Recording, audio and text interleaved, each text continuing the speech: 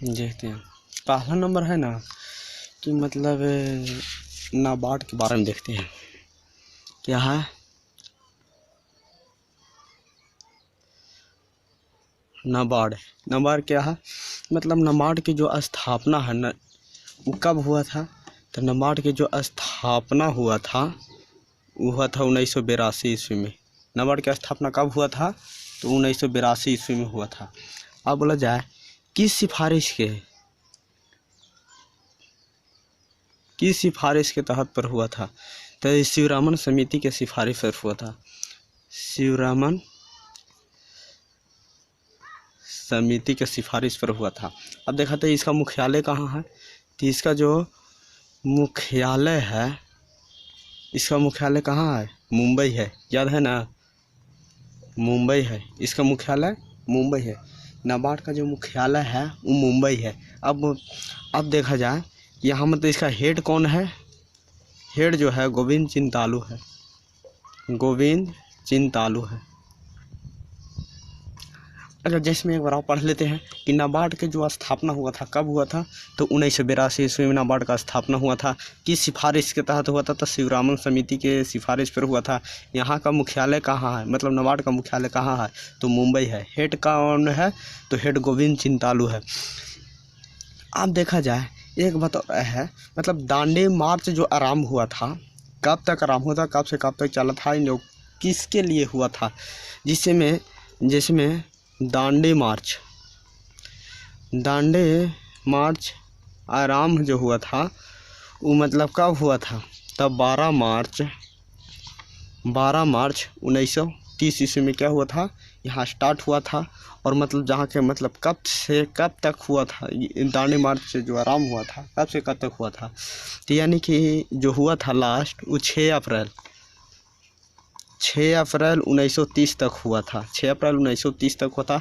12 मार्च 1930 को मतलब स्टार्ट यहाँ से गए थे और 6 मार्च 1930 तक मतलब वहाँ पहुँचे थे। और किसके लिए हुआ था, तो नमक कर तोड़ने के लिए, नमक कर का तोड़ना था, नमक कर का तोड़ना था। किसके लिए दांडी मार्च का आरंभ हुआ था, तो नमक कर को तोड़ना था। अगर देखा जाए यहाँ पर देखा जाए विश्व के सबसे बड़ी तटीय सीमा कहाँ, विश्व की सबसे बड़ी तटीय सीमा कौन है, विश्व के सबसे बड़ी तटीय सीमा जो है वो कौन है, कनाडा है। अगर यही बोला जाए कि भारत के सबसे बड़ी तटीय सीमा कौन है, जिसमें अब भारत का बोला जाए, भारत का सबसे बड़ी तटीय सीमा जो है ये कौन है, तो ये पता ही है कौन है, तो गुजरात है। आप देखते हैं कहने का मतलब है कि बोलिएगा, एक क्वेश्चन है, दाजिगम राष्ट्रीय उद्यान कहाँ है, जिसमें दाजिगम राष्ट्रीय उद्यान कहाँ है, दाजिगम राष्ट्रीय उद्यान कहाँ है बोलिएगा, जिसमें यह है जम्मू कश्मीर में। कहाँ है, जम्मू कश्मीर में है। दाजिगम राष्ट्रीय उद्यान कहाँ है, तो जम्मू कश्मीर में है। अब बोला जाए कल्हन की पुस्तक कौन सी है, जिसमें आप लोग बताइए कल्हन की जो पुस्तक है वो कौन सी है, जिसमें कल्हन की पुस्तक का नाम क्या है, तो कल्हन की पुस्तक का नाम बताइएगा। तो कल्हन की पुस्तक का नाम है राजतरंगिणी। कल्हन की पुस्तक का नाम क्या है, राजतरंगिणी। अब बोला जाए इसमें क्या है, तो जम्मू कश्मीर का क्या है, जम्मू कश्मीर का जो है, जम्मू कश्मीर का इतिहास है, इसमें इतिहास है। जम्मू कश्मीर का क्या है, इतिहास है राजतरंगिणी में। और राजतरंगिणी किसकी पुस्तक है, तो कल्हन की पुस्तक है। अब बोला जाए जम्मू कश्मीर के अस्थायी नागरिक का उल्लेख किस अनुच्छेद में है, यहाँ जम्मू कश्मीर जो है अस्थायी नागरिक का जो उल्लेख है, अस्थायी नागरिक का जो उल्लेख है, अस्थायी नागरिक का जो उल्लेख है वो मतलब अनुच्छेद किस में है, तो 35 के ए में है, 35 के अनुच्छेद में है, 35 के अनुच्छेद में है। अगला दिखाइए ये जम्मू कश्मीर है। आप बोले जम्मू कश्मीर का जो है यहाँ पर बोला जाए जम्मू कश्मीर के नागरिक का उल्लेख कहाँ है, तो 35 के ए में है। अगला देखा जाए, अगला क्वेश्चन क्या है कि तुलबुल परियोजना किस नदी पर है? तुलबुल परियोजना किस नदी पर है? तो तुलबुल परियोजना ही है झेलम नदी पर। कौन नदी पर है? झेलम नदी पर है। तुलबुल परियोजना झेलम नदी पर है। अब बोला जाए यहाँ 8वीं अनुसूची के मूल संविधान में कितनी भाषाएं हैं? जिसे में 8वीं अनुसूची के मूल संविधान में 8वीं अनुसूची के मूल संविधान में 8वीं अनुसूची के मूल संविधान में कितनी भाषाएं हैं? तो बताइएगा। भाषा संविधान में कुल भाषा कितना है? तो भाषा तुम्हारा है 22। कितने भाषा है? 22 भाषा है। अब बोला जाए अभी वर्तमान में है और पहले कितना था? पहले था मतलब 14 भाषा था। पहले कितना था? 14 भाषा था। पहले 14 भाषा था और वर्तमान में कितना है? 22 भाषा है। ठीक ना। अब बोला जाए एक बात बताइएगा। क्वेश्चन नंबर है कि राष्ट्रीय हिंदी दिवस कब मनाया जाता है? बोलिएगा। राष्ट्रीय हिंदी दिवस कब मनाया जाता है? तो हिंदी दिवस मनाया जाता है 14 सितंबर को मनाया। अच्छा बोला जाए विश्व हिंदी दिवस मनाया जाता है। अगर यही बोला जाए कि विश्व हिंदी दिवस जो मनाया जाता है, विश्व हिंदी दिवस, तो 10 जनवरी को मनाया जाता है। 10 जनवरी को मनाया जाता है। क्वेश्चन का आंसर दीजिएगा। सिंधु जल समझौता कब हुआ था? जैसे में सिंधु जल समझौता कब हुआ था? सिंधु जल समझौता कब हुआ था बताइएगा। सिंधु जल समझौता जो हुआ था 1960 ईस्वी में हुआ था। इतना याद रखिए। सिंधु जल समझौता 1960 ईस्वी में हुआ था। और किसने करवाया था? मतलब क्वेश्चन पूछेगा कि किसने करवाया था, तो करवाया था विश्व बैंक ने करवाया था। किसने करवाया था? तो विश्व बैंक। क्या कराया था? मतलब इसका समझौता कराया था मतलब विश्व बैंक ने कराया था। सिंधु जल समझौता 1960 ईस्वी में होता है। और किसके जरिए होता है? तो विश्व बैंक के जरिए होता है। अब बोलेगा विश्व बैंक का जो मुख्यालय है कहाँ है? वाशिंगटन डीसी है। अब बोला जाए इनका जो अथी है, विश्व बैंक जो है किस सम्मेलन में होता है? जैसे में विश्व बैंक जो है किस सम्मेलन में इसका स्थापना होता है? अब विश्व बैंक के बारे में जानते हैं। तो विश्व बैंक किसके सम्मेलन में होता है? तो ये जो होता है ब्रिटेन वुड्स के सम्मेलन में होता है। ब्रिटेन वुड्स सम्मेलन में होता है। ब्रिटेन वुड्स सम्मेलन में होता है। इसका जो स्थापना जो होता है वो कब होता है? तो 1944 ईस्वी में होता है। अब ये जो इसका मतलब मुख्यालय है, मुख्यालय कहाँ है? तो इसका जो मुख्यालय है वो है वाशिंगटन डीसी है। वाशिंगटन डीसी कहाँ? तो यूएसए में पड़ता है। यूएसए में पड़ता है। अब यहाँ पर ही बोलिएगा कि यहाँ पर तो हो या कि सिंधु जल समझौता कब हुआ था? तो बोलिएगा 1960 ईस्वी में हुआ था। और किस मतलब इसको जो करवाया था विश्व जल समझौता जो किसके जरिए हुआ था? तो विश्व बैंक कराया था। ठीक ना। अब जब विश्व बैंक का जो मतलब किस सम्मेलन में होता है? विश्व बैंक का जो स्थापना होता है किस सम्मेलन में होता है? तो ब्रिटेन वुड्स के सम्मेलन में होता है। और विश्व बैंक का जो स्थापना हुआ था वो कब हुआ था? तो 1944 ईस्वी में हुआ था। अब बोलेगा विश्व बैंक का जो मुख्यालय है वो कहाँ है? तो वाशिंगटन डीसी में है, जो यूएसए में पड़ता है। अगला क्वेश्चन है कि सिंधु जल समझौता किसके मध्यस्थता में हुआ था? तो बता ही दीजिएगा कि विश्व बैंक के मध्यस्थता में हुआ था। अब भारत का सबसे बड़ा राष्ट्रीय उद्यान कौन है? जैसे में भारत का सबसे बड़ा नेशनल पार्क कौन है? नेशनल पार्क के मतलब राष्ट्रीय उद्यान होता है। नेशनल पार्क कौन है? तो भारत का सबसे बड़ा नेशनल पार्क जो होता है हेमिस नेशनल पार्क होता है। कहाँ है? हेमिस नेशनल पार्क है। और हेमिस नेशनल पार्क है कहाँ? तो लद्दाख है। लद्दाख है। अब बोला जाए लद्दाख में कितने ज़िले हैं, तो 2 ज़िले हैं। कौन है? लेह और कारगिल है। लद्दाख में कितने ज़िले हैं? ज़िले लद्दाख में कितने ज़िले हैं? तो लेह और कारगिल, लेह और कारगिल मतलब बता दीजिएगा। अब बोलिए लद्दाख के मतलब ये कौन है? तो आर के माथुर है। यहाँ का जो उपराज्यपाल है कौन है? आर के माथुर है। आर के माथुर उपराज्यपाल। अगला क्वेश्चन देखिएगा कि सियाचिन पर विजय के लिए कौन सा अभियान चलाया गया था? सियाचिन पर विजय के लिए कौन सा अभियान चलाया गया था? जिसमें यहाँ था क्वेश्चन, बोलिएगा सियाचिन पर विजय के लिए कौन सा अभियान चलाया गया था? बोलिएगा। जिसमें सियाचिन पर विजय के लिए, सियाचिन पर विजय के लिए कौन सा अभियान चलाया गया था? कौन सा अभियान चलाया गया था?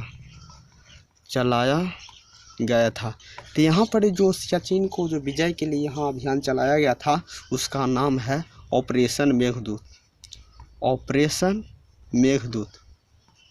मेघदूत ऑपरेशन मेघदूत। सियाचिन पर विजय के लिए कौन सा अभियान चलाया गया था?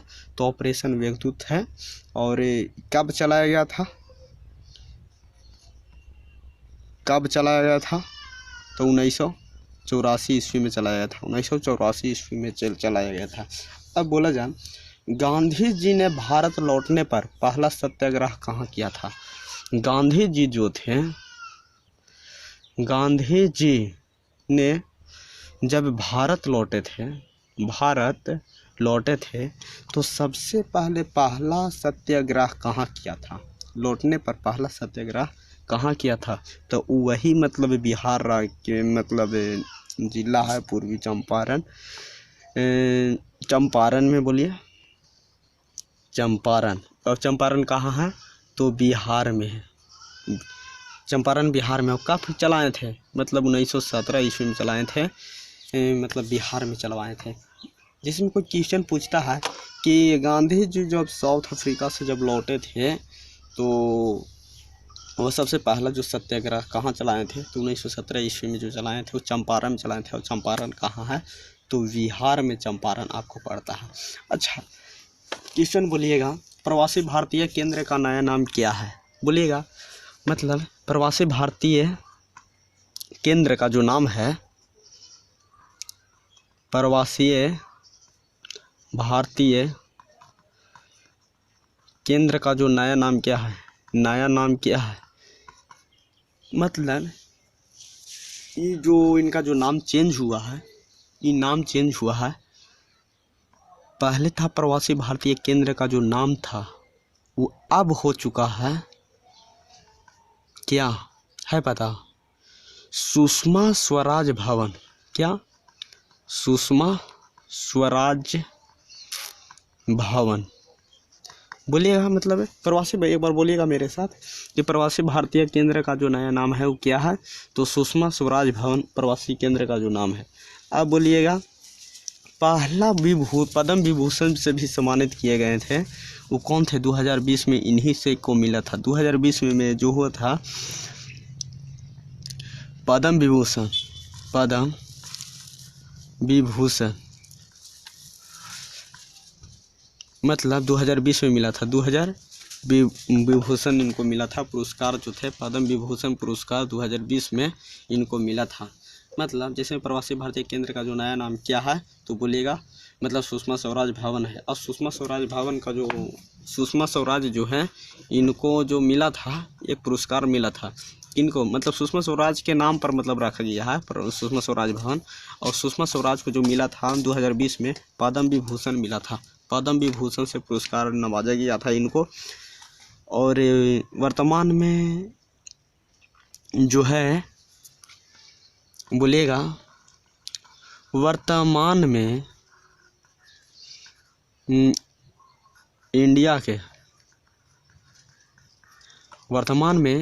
इंडिया के जो CDS थे चीफ डिफेंस ऑफ स्टाफ, इनको जो मृत्यु हुआ था मतलब हेलीकॉप्टर क्रैश हुआ था वो किस राज्य में हुआ था? हेलीकॉप्टर क्रैश, हेलीकॉप्टर जो क्रैश हुआ था वो मतलब किस स्टेट में हुआ था? तो ये तमिलनाडु में होता है, तमिलनाडु में होता है, तमिलनाडु में होता है। बोलिएगा कुछ युद्ध अभ्यास हैं, जैसे में युद्ध अभ्यास है, इनको एक बार में मतलब निपटारा कर देते हैं। कहने का मतलब मलाबार के जो मतलब कौन कौन से देश हैं मलाबार में जो हैं वो कौन कौन से थे हैं? एक बात याद रखना कि मलाबार में जो होते हैं, मलाबार में होता है जापान होता है, ऑस्ट्रेलिया होता है, इंडिया होता है और होता है अमेरिका। मतलब मलाबार में कौन कौन होते हैं? तो मलाबार में जापान होते हैं, ऑस्ट्रेलिया, इंडिया और अमेरिका। मलाबार में युद्ध अभ्यास में इन मतलब 4 देश हैं जो भाग लिए हुए हैं। अब बोला शक्ति कहाँ का है? शक्ति युद्ध अभ्यास है किन देशों के बीच हुआ? मतलब इंडिया और फ्रांस के बीच हुआ, इंडिया और फ्रांस के बीच हुआ। मित्र शक्ति, वही भाई भाई का मतलब सरकार, मित्र शक्ति कहाँ? मित्र शक्ति भाई भाई का सरकार यानी कि श्रीलंका और कहाँ है? इंडिया, श्रीलंका और इंडिया। वज्र प्रहार मतलब क्या है? वज्र प्रहार सबसे ज़्यादा मतलब वज्र मतलब होता है मतलब खंजर, मतलब कुछ भी मान सकते हो कि किसी चीज़ को मारने वाला होता है वज्र। तो उसी के तौर पर याद रखो वज्र प्रहार को होता है मतलब अमेरिका और इंडिया के बीच में जो युद्धाभ्यास हुए हैं उनको नाम किए है वज्र प्रहार। अजय वारियर कहाँ का मतलब युद्ध कहाँ अजय वारियर में जो देश हैं इसमें कौन कौन से भाग लिए हैं? तो इंडिया और इंग्लैंड भाग लिए हैं। जैसे में अजय वारियर में जो मतलब भाग लिए हैं वो कौन लिए हैं? तो इंडिया और इंग्लैंड अजय वारियर में भाग लिए हैं। इन जो देश का नाम है। अगला क्वेश्चन बोलिएगा, महात्मा गांधी ने असहयोग आंदोलन में कौन सी उपाधि त्यागी थी? जैसे में बोला गया है कि महात्मा गांधी ने जो असहयोग आंदोलन में कौन सी उपाधि त्यागी थी? कौन सी उपाधि त्यागी थी? तो त्यागा जो मतलब केसर हिंद की उपाधि त्यागा था। केसर हिंद की जो उपाधि है वही उपाधि मतलब जब असहयोग आंदोलन जब हुआ ना तो केसर हिंद का उपाधि त्याग दिए। और ये असहयोग आंदोलन जब हुआ था, असहयोग आंदोलन कब हुआ था? तो असहयोग आंदोलन 1920 में हुआ था। एक बात बताया जाके चौरी चौरा कांड के कारण 1922 ईस्वी में जो है असहयोग आंदोलन समाप्त हो गया, ठीक ना। जब चौरी चौरा कांड जब 1913 मतलब 1922 ईस्वी में जो हुआ था असहयोग आंदोलन, उन्हीं के दौरान मतलब महात्मा गांधी केसर हिंद की उपाधि त्याग दिए थे। एक बात बताइएगा, अशफाक उल्ला खां चिड़ियाघर कहाँ स्थापित किया जा रहा है? तो यूपी। अशफाक उल्ला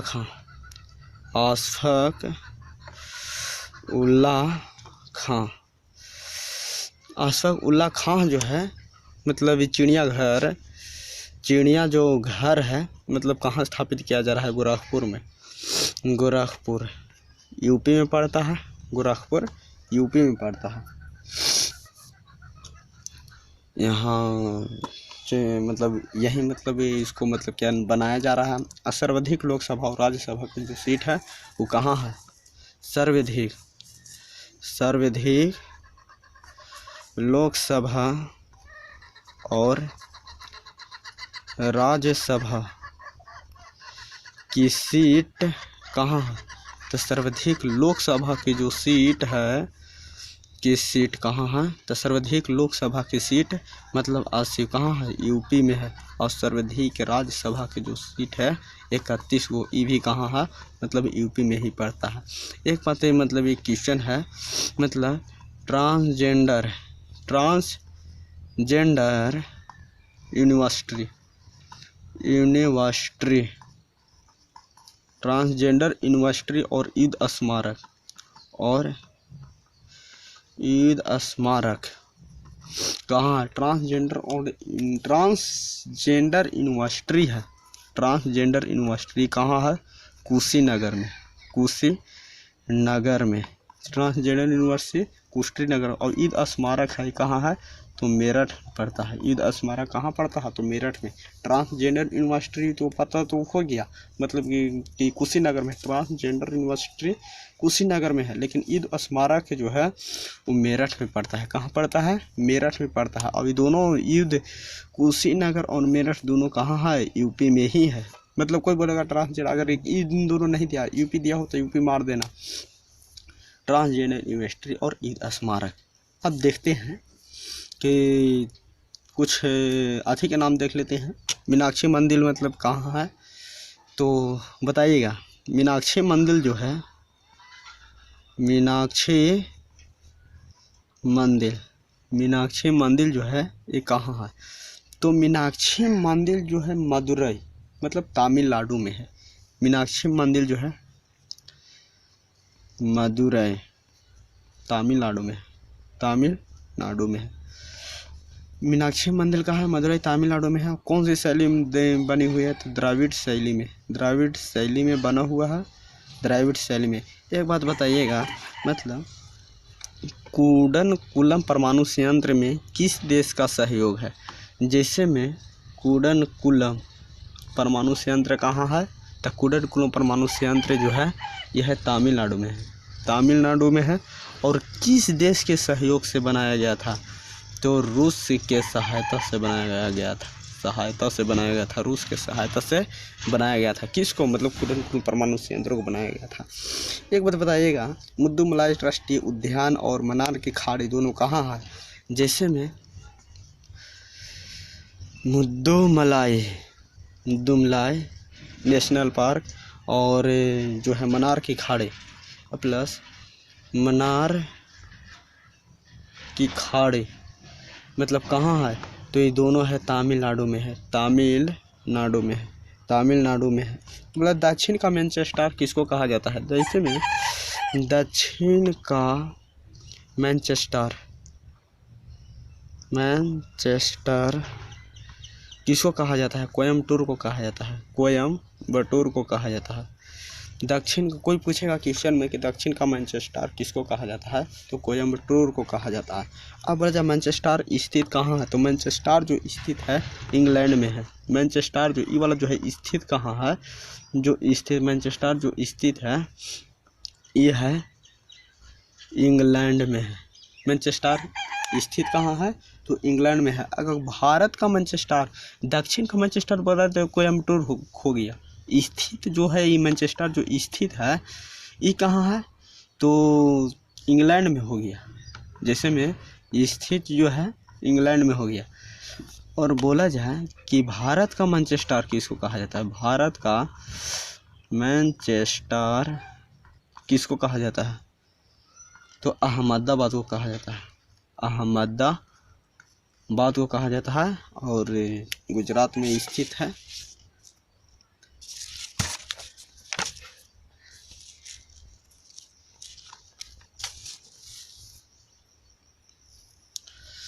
बोलिएगा पडवानी नृत्य का संबंध किस राज्य से है? छत्तीसगढ़ से है। बोलिएगा पडवानी नृत्य का संबंध जो है किस राज्य से है? छत्तीसगढ़ से है। कहाँ से? छत्तीसगढ़ से है आपका। बोलिएगा गोधन न्याय योजना किस राज्य ने शुरुआत किया है? गोधन न्याय योजना किस राज्य ने शुरुआत किया है? छत्तीसगढ़ के बारे में देखिएगा। गोधन न्याय योजना है। गोधन न्याय योजना कहाँ है? छत्तीसगढ़। गोधन न्याय योजना छत्तीसगढ़। अच्छा, लोंगवरत्तु कैंपेन किस राज्य ने चलाया था? मतलब यहाँ पर क्या नक्सली को आत्मसमर्पण के लिए कि मतलब यहाँ से मतलब स्थान छोड़कर आप जा सकते हैं, इन्हीं के लिए मतलब लोंगवरत्तु मतलब एक है छत्तीसगढ़ ने क्या मतलब अभियान शुरू किया था? लोंगवरत्तु कैंपेन, लोंगवरत्तु कैंपेन किस राज्य ने चलाया था? तो ये भी है कहाँ? छत्तीसगढ़ है, छत्तीसगढ़ है, ठीक ना। अच्छा, इंद्रावती राष्ट्रीय उद्यान और भौरम देव महोत्सव इन दोनों कहाँ है? इंद्रावती राष्ट्रीय उद्यान, इंद्रावती राष्ट्रीय उद्यान और भौरम देव महोत्सव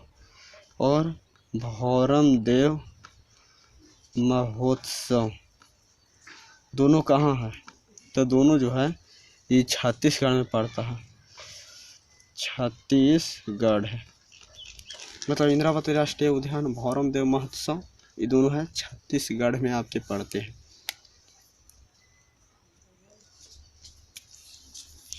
पढ़ते हैं अगला स्वामी विवेकानंद के बारे में।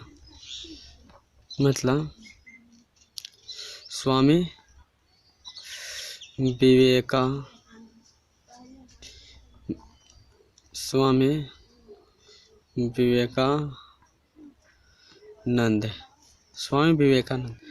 जिसमें इनका मतलब ये कहना था, उठ जाग और अपने लक्ष्य के प्राप्ति तक रुको मत। यानी कि ये कहते थे कि चाहे कुछ भी हो जाए लेकिन हमें अपना मुसाफिर प्राप्त करना, मतलब अपना लक्ष्य प्राप्त करना है तो करना है। मतलब जिस चीज़ को ठान लो तो समझो कि वो सक्सेस हो ही जाता है, और नहीं ठानने पर तो क्या, चाहे तुम कितना ही दिन तक पढ़ते रहो या मतलब ये एक गोल प्राप्त कर लो ना कि हमें सिर्फ और सिर्फ क्या करना है, मतलब कुछ ना कुछ तो करके दिखाना है। इतना बार तुम्हें पता होना चाहिए कि एक जो पतंग होता है ना, जो हम लोग उड़ाते हैं, पतंग महोत्सव भी होता है। जैसे में पतंग जब उड़ाते हैं तो पतंग को पहले पता रहता है कि लास्ट में हमें कहाँ जाकर गिरना है, मतलब लास्ट में उसे कूड़ा में ही जाके फेंक गिरना है।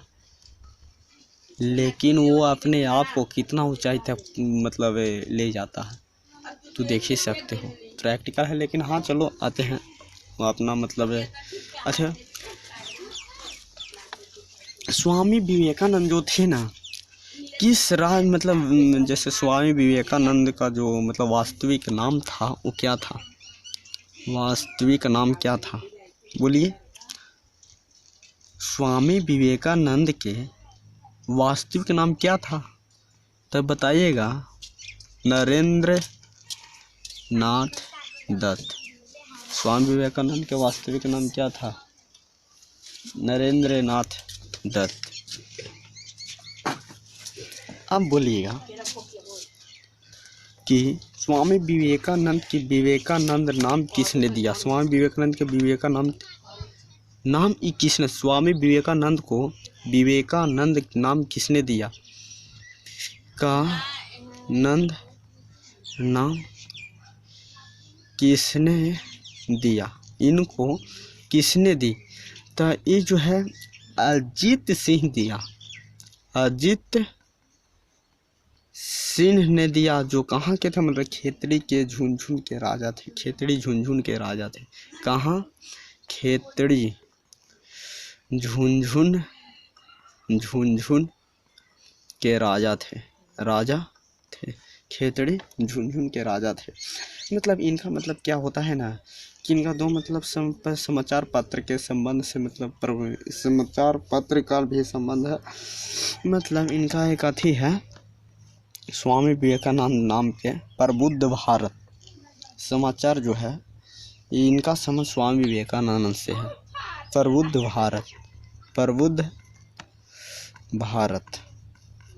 भारत का समाचार पत्रिका है जो स्वामी विवेकानंद से संबंधित है। और संस्था जो है एक और स्वामी विवेकानंद के जो है वो संस्था रामकृष्ण परमहंस संस्था, क्या रामकृष्ण परमहंस ये भी है। रामकृष्ण मिशन, जिसमें रामकृष्ण मिशन जो हुआ था वो कब हुआ था, है पता? बोलिएगा।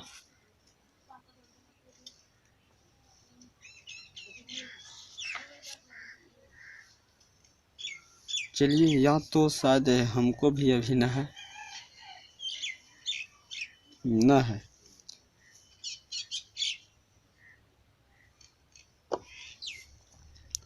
चलो देखते हैं।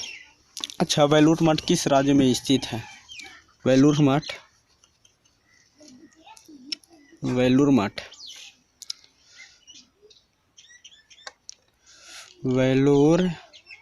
मठ किस राज्य में स्थित है? किस राज्य में स्थित है? तो पश्चिम बंगाल में है। पश्चिम बंगाल में स्थित है। स्वामी विवेकानंद का शिष्य का जो नाम था निवेदिता, मूलतः किस देश की थी? मतलब स्वामी विवेकानंद का शिष्य निवेदिता मूलतः किस देश की थी? यानी कि आयरलैंड के था।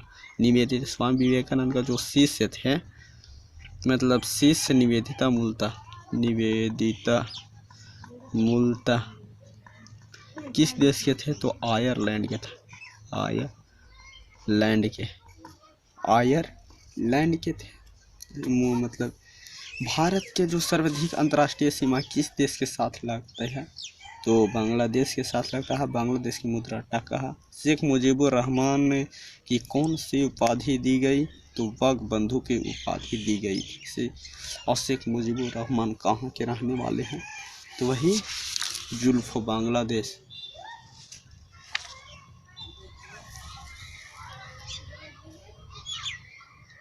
ठीक है, तो फिर अगले वीडियो में भी इसके आगे से हम कुछ जीके लाएंगे, ठीक ना? और इस वीडियो के आप अधिक से अधिक शेयर करिएगा, नहीं तो सिर्फ पढ़ लीजिएगा, याद करिए। शायद ये क्वेश्चन हमको इस हिसाब से लगता है अच्छा क्वेश्चन है, तो इम्पोर्टेंट क्वेश्चन लगा तो मैं लेकर आया हूँ, ठीक ना? ऐसे चैनल को सब्सक्राइब कर लीजिए।